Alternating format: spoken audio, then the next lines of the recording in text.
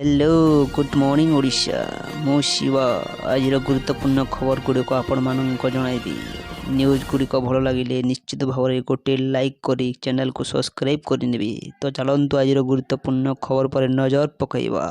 Number 1 ration card नहीं बड़ खबर।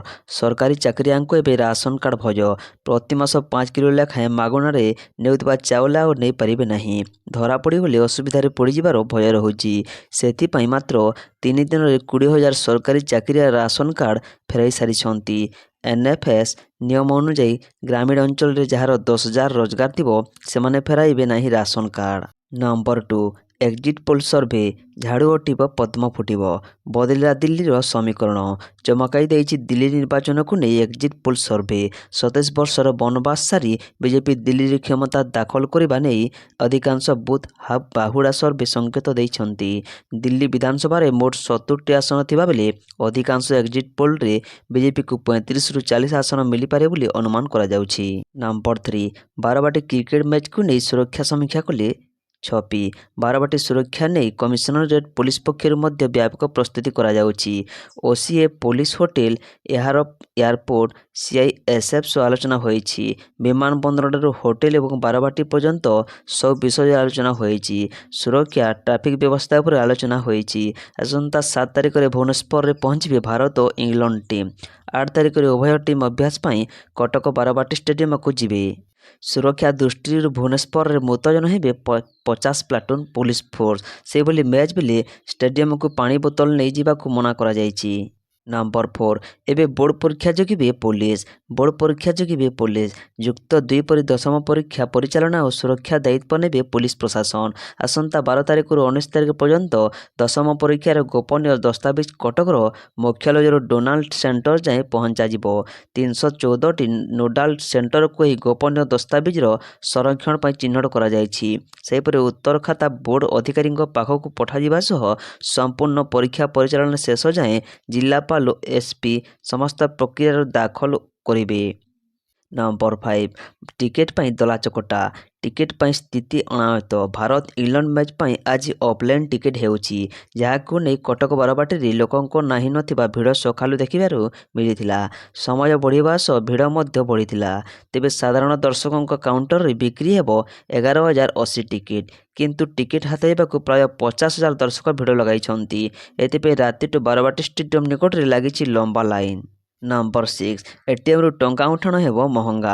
जदि आपण मध्य प्रति मासर एटीएम रु नगद टंका उठाती किंबा डिजिटल पेमेंट व्यवहार करने परिवर्ते नगद पेमेंट करती तेबे यही खबर आपण को ताजुब करिपारे। तेबे 5टी मागणा सीमा समाप्त हेबा परे भारतीय जातीय पेमेंट निगम एनपीसीआई सर्वाधिक नगद कारबार शुल्क को प्रति कारबार पाई वर्तमान 21 टंका रु 22 टंका को वृद्धि करने को सुपारिश करिछि।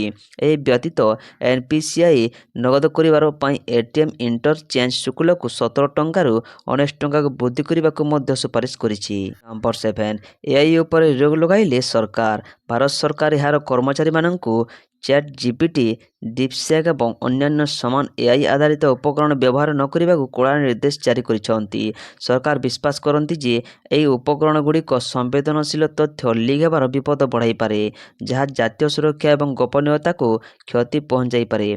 केंद्र अर्थ मंत्रालय पक्षर जारी होइतिबा निर्देशनामा अनुसार जो मैंने यह टूल व्यवहार करुचंती से माने ऑफिस रे गुरुत्वपूर्ण नथिबो पत्र ऐप रे दाखल करुछंती। नंबर 8 दिल्ली रे एथर किए सरकार गढ़िबो। दिल्ली रे एथर किए सरकार गढ़िबो। बीजेपी कांग्रेस ना ऐप आम आदमी पार्टी 10 वर्ष है शासन कर आसुची। या पूर्व कांग्रेस नेतृत्वाधीन सरकार थिला। एथर बीजेपी क्षमतासीन हेबा नहीं आशा रखिछि। तिनी प्रमुख दल मुख्यमंत्री चेहरा घोषणा करि नाहंती। आ विजयी हेले केजरीवाल मुख्यमंत्री हेबे कि नहीं संदेह। मुख्यमंत्री चेहरा नहीं बीजेपी और कांग्रेस कार्ड खोला नाहंती। निर्वाचन फलाफल पर मुख्यमंत्री चेहरा उपर हटिब पर्दा। दिल्ली नुआ ना पुराना मुख्यमंत्री पाइब ताहाको अपेक्षा। लोकसभा निर्वाचन रे विरोधी इंडिया रे थिबा 5 दल परस्पर विरोध रे मैदान को ओह्लैछन्ति। नंबर 9 प्रयागराज रे आज बुड़ पकाइबे प्रधानमंत्री मोदी।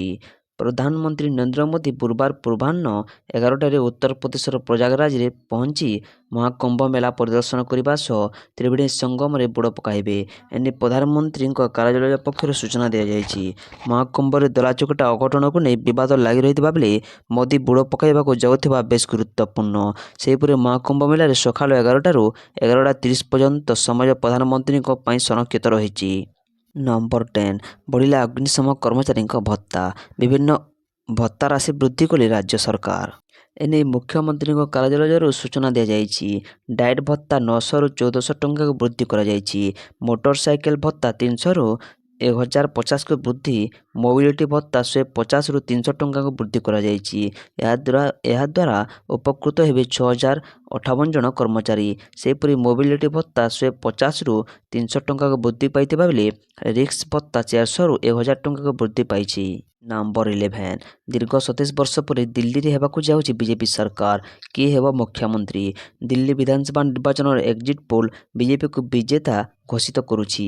ପାଖାପାଖି ସବୁ ଏକ୍ଜିଟ୍ ପୋଲ୍ 27 ବର୍ଷ ପରେ ଦିଲ୍ଲୀ ଶାସନରେ ବିଜେପିର ପ୍ରତ୍ୟାବର୍ତ୍ତନ ଆକଳନ କରୁଛି।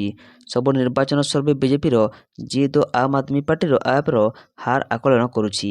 ଏଥିରେ କଂଗ୍ରେସ ଲାଗି ଖାତା ଖୋଲିବା ବି ଅସମ୍ଭବ ଦେଖାଯାଉଛି। ଯଦି ଏକ୍ଜିଟ୍ ପୋଲ୍ ଅନୁମାନ ଠିକ୍ ହୁଏ ଓ ଫେବୃଆରୀ 8ରେ ଫଳାଫଳ ପରିଣତ ହୁଏ ତେବେ ବିଜେପି କାହାକୁ କରିବ ଦିଲ୍ଲୀ ମୁଖ୍ୟମନ୍ତ୍ରୀ? ନମ୍ବର 12 ଫେବୃଆରୀ 10ରୁ ହେବ ବଡ଼ ଧରଣର ଧରପକଡ଼। ଜୋରଦାର ଗାଡ଼ି ଚେକିଂ ନ ମାନିଲେ ଫେବୃଆରୀ 10ରୁ ହେବ ବଡ଼ ଧରଣର ଧରପକଡ଼। ଏନେଇ କମିଶନରେଟ୍ ପୁଲିସ ପକ୍ଷରୁ ସୂଚନା ଦିଆଯାଇଛି। ସୂଚନା ଅନୁଯାୟୀ ଗାଡ଼ି କାଚରେ କଲାଜରି ଉଚ୍ଚ ଶବ୍ଦରେ ହର୍ଣ୍ଣ ଥିଲେ କଡ଼ା ଆକ୍ସନ୍ ନିଆଯିବ। ସେପରି କଟକ ଓ ଭୁବନେଶ୍ୱରରେ ବ୍ୟାପକ ଚଢ଼ାଉ ହେବ। 10 ପୂର୍ବରୁ ଏଥିରୁ ନିବୃତ୍ତ ରହିବାକୁ ପୁଲିସ ପରାମର୍ଶ ଦେଇଛି। ସେହିପରି ଆଗ ଏବଂ ପଛ କାଚ ଦେଇ ଅତିକ୍ରମରେ 70% ଦେଖାଯିବା ଜରୁରୀ। ନମ୍ବର 13 ଗାଜା ଦଖଲ କରିବ ଆମେରିକା। ନେତାନ୍ୟାହୁଙ୍କ ସହ ଟ୍ରମ୍ପଙ୍କ ଆଶ୍ଚର୍ଯ୍ୟଜନକ ଘୋଷଣା। ଆମେରିକା ରାଷ୍ଟ୍ରପତି ଡୋନାଲ୍ଡ ଟ୍ରମ୍ପ ବୁଧବାର କହିଛନ୍ତି ଯେ ପାଲେଷ୍ଟାଇନବାସୀଙ୍କୁ ଅନ୍ୟତ୍ର ଥଇଥାନ କରାଯିବା ପରେ ତାଙ୍କ ଦେଶ ଯୁଦ୍ଧକ୍ଷେତ୍ର ପାଲେଷ୍ଟାଇନ ଅଞ୍ଚଳ ଗାଜା ଷ୍ଟ୍ରିପ୍ ନିଜ ଅକ୍ତିଆରକୁ ନେବ, ଏହାର ବିକାଶ କରିବ, ଏହାର ମାଲିକ ହେବ। ଇସ୍ରାଏଲ ପ୍ରଧାନମନ୍ତ୍ରୀ ବେଞ୍ଜାମିନ୍ ନେତାନ୍ୟାହୁଙ୍କ ସହ ଏକ ମିଳିତ ସାମ୍ବାଦିକ ସମ୍ମିଳନୀରେ ଆମେରିକା ରାଷ୍ଟ୍ରପତି ଆଶ୍ଚର୍ଯ୍ୟଜନକ ଘୋଷଣା କରିଛନ୍ତି ଏବଂ କହିଛନ୍ତି ଯେ ସେ ଗାଜା ଉପରେ ଆମେରିକାର ଦୀର୍ଘକାଳୀନ ମାଲିକାନା ଦେଖୁଛନ୍ତି। ନମ୍ବର 14 ବିକାଶ ନାଁରେ 2 କୋଟିରୁ ଅଧିକ ଦୁର୍ନୀତି। ମନ୍ତ୍ରୀଙ୍କ ଅନୁଧ୍ୟାନ ପରେ ତଦନ୍ତ ନିର୍ଦ୍ଦେଶ। ଗଞ୍ଜାମ ଜିଲ୍ଲା ପୋଲସରା ବ୍ଲକ ଢୁଙ୍କାପଡ଼ା ପଞ୍ଚାୟତରେ ବିଭିନ୍ନ ଯୋଜନାରେ ବିକାଶ ନାଁରେ 2 କୋଟିରୁ ଅଧିକ ଟଙ୍କା ଦୁର୍ନୀତି ଅଭିଯୋଗ ଆସିବା ପରେ ହଲଚମଟ ସୃଷ୍ଟି ହୋଇଛି। ସ୍ଥାନୀୟ ବିଧାୟକ ତଥା ରାଜ୍ୟ ମତ୍ସ୍ୟ ଓ ପଶୁ ସମ୍ପଦ ବିକାଶ ବିଭାଗ ମନ୍ତ୍ରୀ ଗୋକୁଲାନନ୍ଦ ମଲ୍ଲିକ ଅଭିଯୋଗ ପାଇବା ପରେ ସେ ନିଜ ବିଭାଗୀୟ ଅଧିକାରୀମାନଙ୍କ ସହ ଗ୍ରାଉଣ୍ଡ ଜିରୋରେ ପହଞ୍ଚି ଅନୁଧ୍ୟାନ କରୁଛନ୍ତି। ନମ୍ବର 15 ସୀମା ଡେଇଁ ପଡ଼ିଲେ ବାଂଲାଦେଶୀ। ବିଏସ୍ଏଫ୍ ଯବାନଙ୍କୁ ଆକ୍ରମଣ କଲେ। ଭାରତ ବାଂଲାଦେଶ ସୀମାରେ ବାଂଲାଦେଶୀ ବିଏସ୍ଏଫ୍ ଉପରେ ଲଗାତାର 2ଟି ଆକ୍ରମଣ କରିଛନ୍ତି। ଫେବୃଆରୀ 4 ଓ 5 ତାରିଖ ମଧ୍ୟରାତ୍ରିରେ ଆକ୍ରମଣ ହୋଇଥିଲା। ପଶ୍ଚିମବଙ୍ଗର ଦକ୍ଷିଣ ଦିନାଜପୁରର ସୀମାନ୍ତ ଗ୍ରାମ ମଲ୍ଲିକପୁରରେ ଚୋରା କାରବାର ଏବଂ ଡକାୟତି ପାଇଁ ବାଂଲାଦେଶୀମାନେ ମଧ୍ୟରାତ୍ରିରେ ପହଞ୍ଚିଥିଲେ। ସେମାନଙ୍କୁ ବିଏସ୍ଏଫ୍ ଚ୍ୟାଲେଞ୍ଜ କରିବା ପରେ ସେମାନେ ବିଏସ୍ଏଫ୍ ଯବାନଙ୍କୁ ଚାରିଆଡ଼ୁ ଘେରିଯାଇ ଖଣ୍ଡା ଓ ଛୁରୀ ଆଦିରେ ଆକ୍ରମଣ କରିଥିଲେ। ନମ୍ବର 16 3000 ଟଙ୍କା ଦେଲେ ବର୍ଷକ ପାଇଁ ଯାତାୟାତ ଫ୍ରି। ପରିବହନ ବ୍ୟବସ୍ଥା ସୁଦୃଢ଼ କରିବା ଲାଗି ଲଗାତାର କେନ୍ଦ୍ର ସରକାର ଲଗାତାର ପ୍ରୟାସ ଜାରି ରଖିଛନ୍ତି। ନୂଆ ନିୟମ ମଧ୍ୟ ଲାଗୁ ହୋଇଥିବାର ଦେଖାଯାଉଛି। ଜାତୀୟ ରାଜପଥରେ ପ୍ରାୟ 60 କିଲୋମିଟର ବ୍ୟବଧାନରେ ଗୋଟାଏ ଲେଖାଏଁ ଟୋଲଗେଟ୍ ପଡ଼େ। ଟୋଲଗେଟ୍ରେ ଅନଲାଇନ୍ ହେଉ କିମ୍ବା ଅଫଲାଇନ୍ ଟଙ୍କା ଦେବାକୁ ପଡ଼େ। କିଛି ସମାଜରେ ଟୋଲ୍ ପ୍ଲାଜାରେ ଗାଡ଼ି ଲାଇନ୍ ଲାଗିଥାଏ। ଘଣ୍ଟା ଘଣ୍ଟା ଧରି ଚାଲକଙ୍କୁ ଅପେକ୍ଷା କରିବାକୁ ପଡ଼େ। କିନ୍ତୁ ଏ ସମସ୍ୟାର ସମାଧାନ ଆଣିଛନ୍ତି କେନ୍ଦ୍ର ସଡ଼କ ପରିବହନ ବିଭାଗ। ଗାଡ଼ି ଚାଳକଙ୍କ ଲାଗି ଆଶ୍ୱସ୍ତି ଆଣି ଏହି ନିଷ୍ପତ୍ତି। ନିୟମ ଅନୁସାରେ ଏଣିକି ଥରେ ଟଙ୍କା ଦେଲେ ବର୍ଷ ସାରା ଟୋଲଗେଟ୍ରେ ଅପେକ୍ଷା କରିବାକୁ ପଡ଼ିବ ନାହିଁ। ଅର୍ଥାତ୍ ଥରେ ଟଙ୍କା ଦେଲେ ବର୍ଷ ସାରା ଫ୍ରି ଯାତ୍ରା କରିପାରିବେ। ଖୁବ୍ ଶୀଘ୍ର କେନ୍ଦ୍ର ସରକାର ବାର୍ଷିକ ଲାଇଫ୍ ଟାଇମ୍ ଟୋଲ୍ ପାସ୍ ବ୍ୟବସ୍ଥା ଆଣିବାକୁ ଯାଉଛନ୍ତି। ଏହି ନିୟମ ଅନୁସାରେ ଯାତ୍ରୀ ମାତ୍ର 3000 ଟଙ୍କା ଦେଲେ ବାର୍ଷିକ ପାସ୍ କିଣିପାରିବେ। ନମ୍ବର 17 ପୂର୍ବତନ ପିସିସି ସଭାପତି ଜୟଦେବ ଜେନାଙ୍କୁ ମିଳିଛି ହତ୍ୟା ଧମକ। ଅଜଣା ନମ୍ବରରୁ ଫୋନ୍ କରି 50 ଲକ୍ଷ ଟଙ୍କା ମାଗିଛନ୍ତି ଦୁର୍ବୃତ୍ତ। ଟଙ୍କା ନ ଦେଲେ ଜୀବନରେ ମାରିଦେବାକୁ ଧମକ ଦେଇଛନ୍ତି। ଏନେଇ କ୍ୟାପିଟାଲ ଥାନାରେ ଅଭିଯୋଗ କରିଛନ୍ତି ଜୟଦେବ ଜେନା। ମୁଖ୍ୟମନ୍ତ୍ରୀଙ୍କ ପାଖରେ ମଧ୍ୟ ଅଭିଯୋଗ କରିଥିବା ସୂଚନା ଦେଇଛନ୍ତି। ନମ୍ବର 18 ରାଜ୍ୟରେ ଏବେଠୁ ଡରାଇଲାଣି ତତଲା ପାଗ। ଫେବୃଆରୀ ଆରମ୍ଭରୁ ରାଜ୍ୟରେ ତତଲା ପାଗ ଡରାଇଲାଣି। ପ୍ରଚଣ୍ଡ ରୌଦ୍ରତାପର ପ୍ରକୋପ ଆରମ୍ଭ ହେଲାଣି। 21 ବର୍ଷ ପରେ ଏ ମାସରେ ରାଜଧାନୀ ତାତି 35 ଡିଗ୍ରୀ ପାଖ ମାଡ଼ିଲାଣି। ପାଣିପାଗର ଏଭଳି ଅସ୍ୱାଭାବିକ ସ୍ଥିତିକୁ ନେଇ ବିଶେଷଜ୍ଞମାନେ ଚିନ୍ତା ପ୍ରକାଶ କଲେଣି। ମଙ୍ଗଳବାର ଝାରସୁଗୁଡ଼ାର ତାପମାତ୍ରା 36.4 ଡିଗ୍ରୀ ରେକର୍ଡ ହୋଇଛି। ନମ୍ବର 19 ଭୋଟ ଦେଲେ ରାଷ୍ଟ୍ରପତି ଦ୍ରୌପଦୀ ମୁର୍ମୁ। ଦିଲ୍ଲୀ ବିଧାନସଭା ନିର୍ବାଚନ ପାଇଁ ବୁଧବାର ସକାଳୁ ମତଦାନ ଆରମ୍ଭ ହୋଇଛି। ଏହି ଅବସରରେ ରାଷ୍ଟ୍ରପତି ଭବନ ପରିସରରେ ଥିବା ଡକ୍ଟର ରାଜେନ୍ଦ୍ର ପ୍ରସାଦ ସେଣ୍ଟ୍ରାଲ ସ୍କୁଲରେ ରାଷ୍ଟ୍ରପତି ଦ୍ରୌପଦୀ ମୁର୍ମୁ ମତଦାନ କରିଥିଲେ। ଏହି ମତଦାନ କେନ୍ଦ୍ରକୁ ସ୍ୱତନ୍ତ୍ର ଢଙ୍ଗରେ ସଜାଯାଇଛି। ଭୋଟ ଦେବା ପରେ ରାଷ୍ଟ୍ରପତି ମତଦାନ କେନ୍ଦ୍ର ବାହାରେ ଏକ ଫଟୋ ମଧ୍ୟ ଉଠାଇଥିଲେ। ନମ୍ବର 20 ତିରୁପତି ମନ୍ଦିରରେ 18,000 କର୍ମଚାରୀଙ୍କୁ ବିଦା କଲା ପ୍ରଶାସନ। ଆନ୍ଧ୍ରପ୍ରଦେଶର ତିରୁପତି ବାଲାଜୀ ମନ୍ଦିର ପରିଚାଳନା କମିଟି 18 ଜଣ କର୍ମଚାରୀଙ୍କୁ ବହିଷ୍କାର କରିବାକୁ ପ୍ରସ୍ତୁତ ହେଉଛି। ସମସ୍ତେ ତିରୁମାଲା ତିରୁପତି ଦେବସ୍ନାନମର ନିୟମ ବିରୁଦ୍ଧରେ କାମ କରିବା ଅଭିଯୋଗରେ ଦୋଷୀ ସାବ୍ୟସ୍ତ ହୋଇଛନ୍ତି। ଅଧ୍ୟକ୍ଷ ବି.ଆର୍. ନାଇଡୁଙ୍କ ନେତୃତ୍ୱରେ ଟିଡିଟି ବୋର୍ଡ ପୂର୍ବରୁ କହିଥିଲେ ଯେ କେବଳ ହିନ୍ଦୁ କର୍ମଚାରୀମାନେ ଟିଡିଟିରେ କାମ କରିପାରିବେ। ତଥାପି ଏହି 18 ଜଣ କର୍ମଚାରୀ ଅଣ-ହିନ୍ଦୁ ପରମ୍ପରା ପାଳନ କରୁଥିବା ଜଣାପଡ଼ିଛି, ଯାହାଫଳରେ ସେମାନଙ୍କ ବିରୁଦ୍ଧରେ ଶୃଙ୍ଖଳାଗତ କାର୍ଯ୍ୟାନୁଷ୍ଠାନ ଗ୍ରହଣ କରାଯାଇଛି।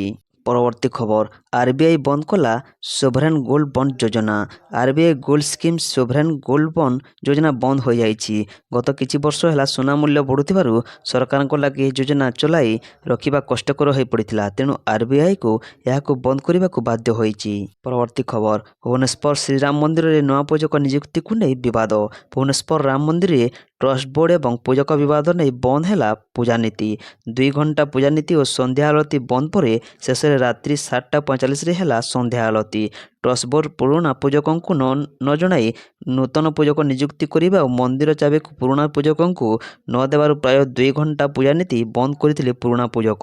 ପରବର୍ତ୍ତୀ ଖବର 2 ନାବାଳକ ମୃତ୍ୟୁ ଘଟଣା ଅନୁକମ୍ପାମୂଳକ ରାଶି ଘୋଷଣା କଲେ ମୁଖ୍ୟମନ୍ତ୍ରୀ।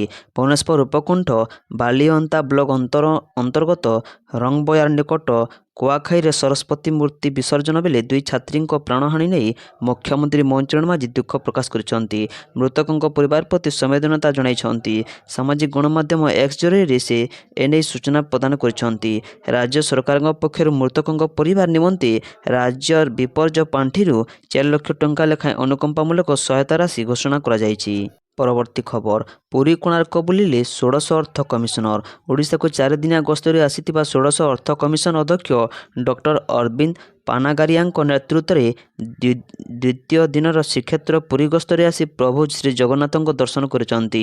ପ୍ରଭୁ ଶ୍ରୀଜଗନ୍ନାଥଙ୍କ ଦର୍ଶନ ପରେ କମିଶନର ସଦସ୍ୟମାନେ ପୁରୀ ରାଜଭବନରେ ସ୍ଥାନୀୟ ପୌର ପ୍ରଶାସନ ସହିତ ସହରର ଉନ୍ନତୀକରଣ, ଭିତ୍ତିଭୂମି ବିକାଶ ଏବଂ ନାଗରିକ ସୁବିଧା ପାଇଁ ବୃଦ୍ଧି ପାଇଁ ଆବଶ୍ୟକ ଆର୍ଥିକ ଆବଣ୍ଟନ ସମ୍ପର୍କରେ ବିଷୟ ଆଲୋଚନା କରିଥିଲେ। ପରବର୍ତ୍ତୀ ଖବର ଜିଓ ଭାରତରେ ବିଶ୍ୱର ସର୍ବଶ୍ରେଷ୍ଠ ଏଆଇ ଭିତ୍ତିଭୂମି ପ୍ରସ୍ତୁତ କରୁଛି। ପଶ୍ଚିମବଙ୍ଗରେ ରିଲାଏନ୍ସ ଏହାର ପୁଞ୍ଜି ବିନିଯୋଗକୁ ଦ୍ୱିଗୁଣିତ କରିବ। ମୁକେଶ ଅମ୍ବାନୀ ଆଗାମୀ 3 ବର୍ଷରେ ପଶ୍ଚିମବଙ୍ଗରେ ରିଲାଏନ୍ସ ଖୋଲିବ 400 ନୂତନ ଷ୍ଟୋର। କୋଲକାତାରେ ନୂତନ ଏଆଇ ଡାଟା ସେଣ୍ଟର ଆଗାମୀ 9 ମାସ ମଧ୍ୟରେ ପ୍ରସ୍ତୁତ ହେବ। ରିଲାଏନ୍ସ ଜିଓ ଭାରତରେ ବିଶ୍ୱର ସର୍ବଶ୍ରେଷ୍ଠ ଏଆଇ ଭିତ୍ତିଭୂମି ପ୍ରସ୍ତୁତ କରୁଛି ଏବଂ ଏକ ଅତ୍ୟାଧୁନିକ ମାନୁଫ୍ୟାକ୍ଚରିଂ କ୍ଷମତା ସହିତ ଡିପ୍ ଟେକ୍ନୋଲୋଜି ସମ୍ପନ୍ନ ଦେଶ ହେବା ପାଇଁ ଆର୍ଟିଫିସିଆଲ ଇଣ୍ଟେଲିଜେନ୍ସ ଗୁରୁତ୍ୱପୂର୍ଣ୍ଣ ଭୂମିକା ଗ୍ରହଣ କରିବ ବୋଲି କହିଛନ୍ତି ରିଲାଏନ୍ସ ଇଣ୍ଡଷ୍ଟ୍ରିଜ୍ ଅଧ୍ୟକ୍ଷ ମୁକେଶ ଅମ୍ବାନୀ। ତେବେ ପରବର୍ତ୍ତୀ ଖବର ଦେଶରେ ଆମିଷ ନିଷେଧ କରିବା ପାଇଁ ଶତ୍ରୁଘ୍ନଙ୍କ ଦାବି। ଟିଏମସି ସାଂସଦ ଶତ୍ରୁଘ୍ନ ସିହ୍ନାଙ୍କ ବକ୍ତବ୍ୟ ସମସ୍ତଙ୍କୁ ଚକିତ କରିଛି। ସେ କହିଛନ୍ତି ଦେଶରେ ସମାନ ନାଗରିକ ସଂହିତା ଲାଗୁ ହେବା ଉଚିତ, କିନ୍ତୁ ଏହା ପୂର୍ବରୁ ଏହା ଉପରେ ଆଲୋଚନା ହେବା ଆବଶ୍ୟକ। ଗୋମାଂସ ନିଷେଧ ସହ ଆମିଷ ନିଷେଧକୁ ସେ ସମର୍ଥନ କରିଛନ୍ତି। ଉତ୍ତରାଖଣ୍ଡରେ ଲାଗୁ ହୋଇଥିବା ସମାନ ନାଗରିକ ସଂହିତାକୁ ପ୍ରଶଂସା କରିଛନ୍ତି। ପରବର୍ତ୍ତୀ ଖବର ଏଣିକି 4 ଦିନ ବନ୍ଦ ରହିବ ମଦ ଦୋକାନ। ଏନେଇ ସରକାରଙ୍କ ପକ୍ଷରୁ ସୂଚନା ଜାରି କରାଯାଇଛି। ବିଧାନସଭା ନିର୍ବାଚନ ଥିବାରୁ ମଦ ଦୋକାନ ବନ୍ଦ ରହିବ ବୋଲି ଜଣାପଡ଼ିଛି। ଦିଲ୍ଲୀ ବିଧାନସଭା ନିର୍ବାଚନ ଯୋଗୁଁ ମଦ ଦୋକାନ 4 ଦିନ ପାଇଁ ବନ୍ଦ ରହିବ। ବିଧାନସଭା ନିର୍ବାଚନ ଯୋଗୁଁ ଦିଲ୍ଲୀ ଅବକାରୀ ବିଭାଗ ନିଷ୍ପତ୍ତି ନେଇଛି। ପରବର୍ତ୍ତୀ ଖବର ବିଜେଡିରେ ବଢ଼ୁଛି ମେଲି, ଅସହାୟ ନବୀନ। ରାଜନୀତିରେ ଭଲ ପାଇବା ଓ ସମ୍ମାନ କେବଳ କ୍ଷମତା ପାଇଁ। ବିଜେଡି ନେତାମାନେ ଏହା ପ୍ରମାଣିତ କରିଦେଇଛନ୍ତି। ଯେଉଁ ନବୀନଙ୍କ ନାଲି ଆଖି ଦେଖିଲେ ବିଜେଡି ନେତାଙ୍କ ପିହେଲି ପାଣି ହୋଇଯାଉଥିଲା, ଏବେ ତାଙ୍କୁ ବି ଖାତିର କରୁନାହାନ୍ତି। ସତେ ଯେମିତି କ୍ଷମତାରୁ ଯିବା ପରେ ନବୀନ ଅସହାୟ ହୋଇପଡ଼ିଛନ୍ତି। ପରବର୍ତ୍ତୀ ଖବର ସୁନା ଦରରେ ବଡ଼ ପରିବର୍ତ୍ତନ। ଆଜି ଭୁବନେଶ୍ୱରରେ 22 କ୍ୟାରେଟ୍ ସୁନା ଦର 1 ଗ୍ରାମ ପିଛା 7,800 800 ଟଙ୍କା ଥିବା ବେଳେ 10 ଗ୍ରାମ ପିଛା 78,110 ଟଙ୍କା ରହିଛି। ଗତକାଲି ଏହି ମୂଲ୍ୟ 1 ଗ୍ରାମ ପିଛା 7,810 ଟଙ୍କା ଥିବା ବେଳେ 10 ଗ୍ରାମ ପିଛା 78,100 ଟଙ୍କା ରହିଥିଲା, ଯାହାକି 1 ଗ୍ରାମରେ 1 ଟଙ୍କା ବଢ଼ିଛି ଏବଂ 10 ଗ୍ରାମ ପିଛା 10 ଟଙ୍କା ବଢ଼ିଯାଇଛି। ଆଜି ଭୁବନେଶ୍ୱରରେ 24 କ୍ୟାରେଟ୍ ସୁନା 1 ଗ୍ରାମ ପିଛା 8,521 ଟଙ୍କା ଥିବା ବେଳେ 10 ଗ୍ରାମ ପିଛା 85,200 ଟଙ୍କା ରହିଛି। ଗତକାଲି ଏହି ମୂଲ୍ୟ 1 ଗ୍ରାମ ପିଛା 8,520 ଟଙ୍କା ଥିବା ବେଳେ 10 ଗ୍ରାମ ପିଛା 85,200 ଟଙ୍କା ରହିଥିଲା, ଯାହାକି 1 ଗ୍ରାମରେ 1 ଟଙ୍କା ବଢ଼ିଛି ଏବଂ 10 ଗ୍ରାମରେ 10 ଟଙ୍କା ବଢ଼ିଯାଇଛି।